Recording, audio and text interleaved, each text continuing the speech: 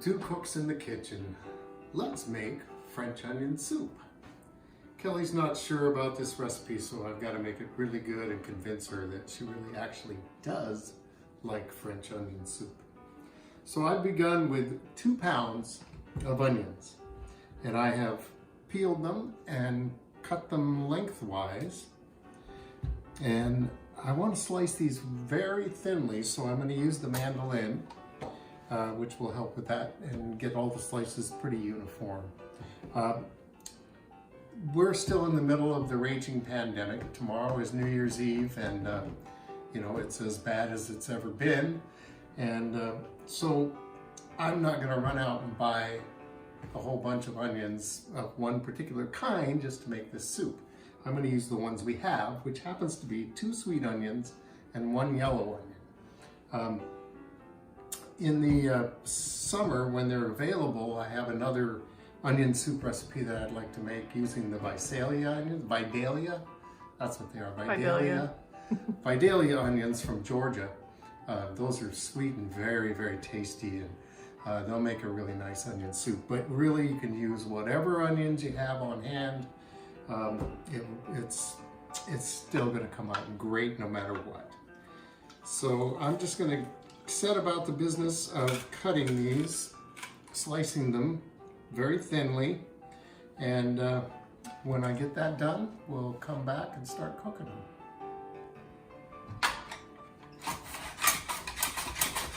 Alright, so we're about ready to start cooking this. The mandolin made short work of those onions. They're all nicely uniformly sliced.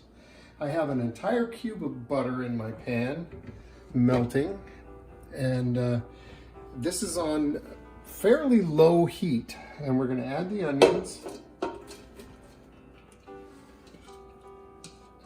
and 3 or so sprigs of thyme, 1 bay leaf, and a little bit less than a teaspoon of salt. And we're going to let this cook really low, uncovered, for 45 minutes to an hour until the onions caramelize, but we don't want to do this quickly. We want this to happen really slowly. So we'll keep stirring this as it goes along, and keep an eye on it. And if your pot starts to dry out, you can add a little bit of water, but mostly there should be enough juice sweating out of these onions to keep it liquid and working. So we'll check in and see what we've got in a little while. This has been cooking for about 10 minutes. You can see what's going on here. It's looking nice and creamy in the bottom. It's cooking along slowly. Nothing burning, nothing cooking too hard. Going great. So part of French onion soup is having a piece of baguette in each bowl.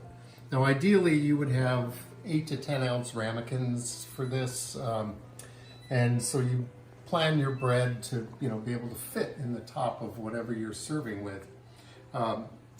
With an 8 to 10 ounce ramekin, you would probably need 6 pieces of bread because you'd be planning on about 6 servings. We don't happen to have anything that's really going to work well for this, so we're just winging it. I'm going to toast up 4 pieces of baguette. And we're fortunate right now that our local bread making company has outdoor sales, so you just walk up and buy a loaf outside. You don't even have to go inside or anything. Everybody masks up, and it's all like really cool. So this is a nice baguette, and what I'm going to do is put this in a 350 degree oven for about 8 minutes on this side, 7 minutes on the second side, and it should be all dried up by then. The point of this is that when you put it on the soup, it's dry and it soaks up the soup, and it becomes this soggy soup mass under the cheese. It's going to be really, really good. So into the oven this goes. It'll be about 15 minutes for this.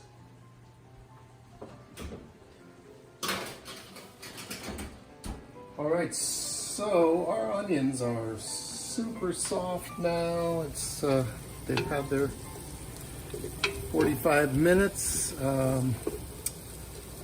you know, they've definitely cooked. So what we're going to do is we're going to add 2 teaspoons of flour.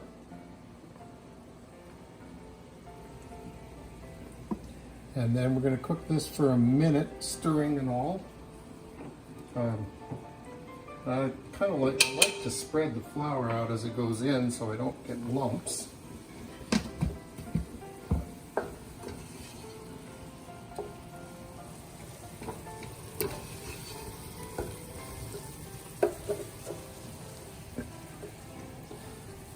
This will flour will suck up some of the moisture that's down in here and provide us a little bit of a thickener to our soup. I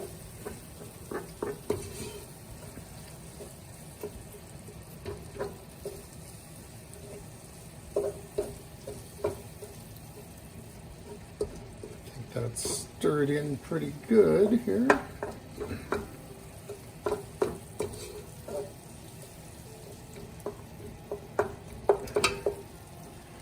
And then we're going to add to this, after it's been a minute, we'll add 3/4 of a cup of white wine.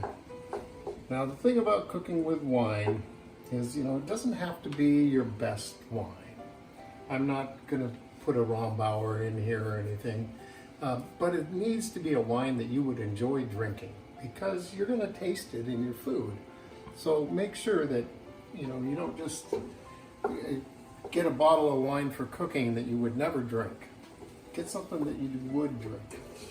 And we found some nice inexpensive wines at grocery outlet that do just fine. And so that's what we'll be using in here. I've got my 3/4 of a cup. I'm going to let this cook for about 2 minutes. I'm going to turn the heat up a little because that bottle of wine has been in the fridge, so it's cold. But we're going to let this cook for about 2 minutes. That'll reduce the wine a little bit. And then we are going to add 5½ cups of beef broth. And I'm sure that you could do this with vegetable broth, but then it really wouldn't be French onion soup now, would it? We also have a video on how to make beef broth. We do, and I must say that what I'm using for beef broth is really going to elevate this soup. It's a bone broth where I boiled the bones for 36 hours to make a very rich bone broth out of it. Now, this has another, minute to go, and if you look in here, you can see that this is totally thickening. Just from those 2 teaspoons of flour and the wine, we're getting somewhat of a roux going here. So anyway, I have my bone broth, and we freeze it, and so 5½ cups. It's really going to make this delicious. And along with that, we're going to add 1/2 teaspoon of pepper. And then we're going to let this whole thing simmer slowly, very slowly, and let the flavors marry for another 30 minutes or so. And then it'll be time to put the finishing touches on it. So I think it's been about, I can't hardly see the clock because it's dark, but I'm going to put the bone broth in now. And there's some fat involved, which I don't want to skimp on. And I'm going to put the 1/2 teaspoon of pepper.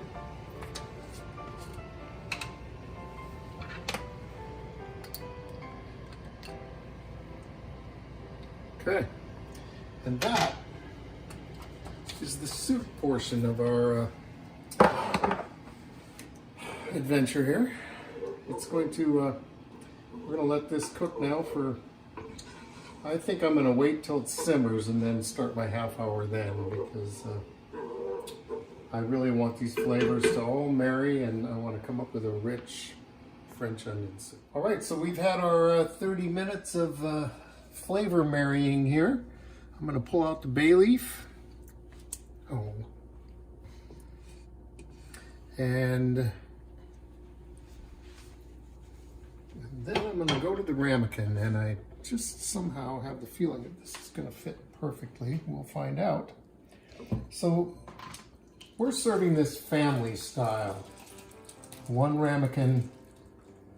Oh, look at that. Beautiful. Now, if you had your individual ramekins, you would definitely want to use those to create the individual servings for your dinner guests. But I think this is going to suit us quite well.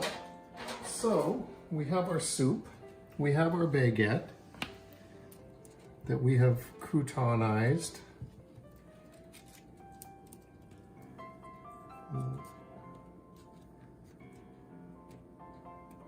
Yeah, that's going to work out.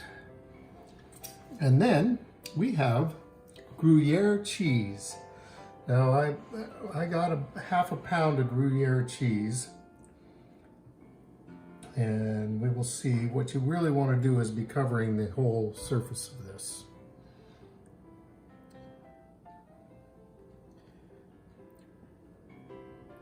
And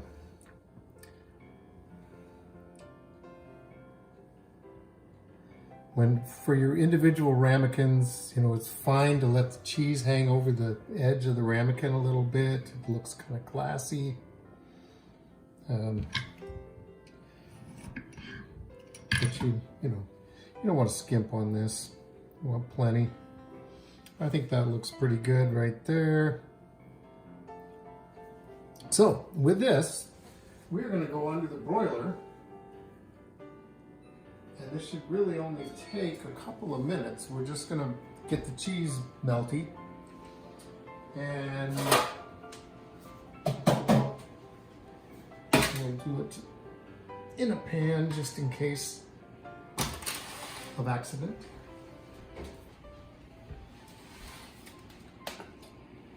And then you see I have the oven rack up pretty high so that this will get close to the flame on the broiler. And we'll just let that go. I'm going to set the timer for 2 minutes. And we'll check it. And if the cheese isn't melty, we'll just do it some more. All right. So this was just a little bit longer than 2 minutes. But boy, it's done.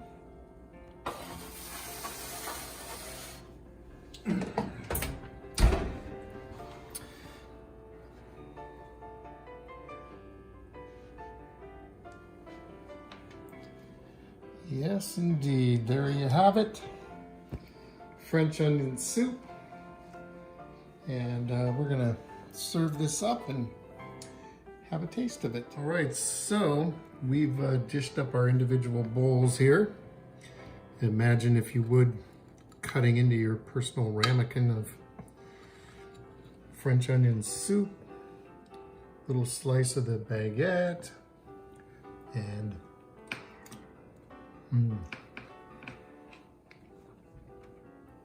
wow, that's really good. The onions, having been cooked so long and caramelized, are really sweet. The baguette soaked it up. It adds a little bit.